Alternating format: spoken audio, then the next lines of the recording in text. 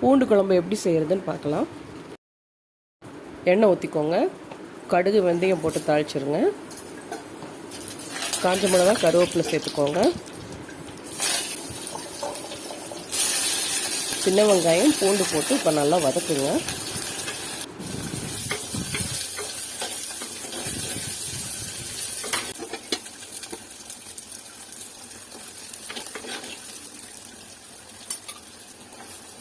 பூண்டு வெங்காயம் வதங்கிடுச்சு. இப்போ தக்காளி சேர்த்து நல்லா வதக்குங்க. கொஞ்சமாக உப்பு சேர்த்து வதக்கிக்கோங்க, சீக்கிரம் வதங்கிடும். கொஞ்சமாக தண்ணி சேர்த்து மூடி வச்சுருங்க.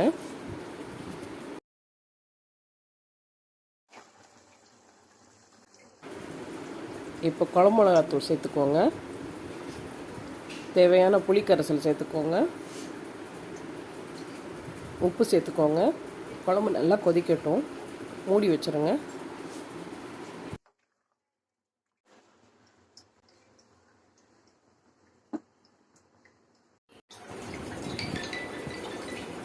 குழம்பு நல்லா கொதிச்சிடுச்சுங்க. இப்போ ஒரு கப் தேங்காய் பால் இதில் சேர்த்துருங்க.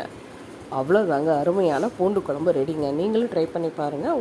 உங்களுக்கு இந்த வீடியோ பிடிச்சிருந்தா லைக் பண்ணுங்கள், ஷேர் பண்ணுங்கள், சப்ஸ்கிரைப் பண்ணுங்கள். தேங்க்யூ.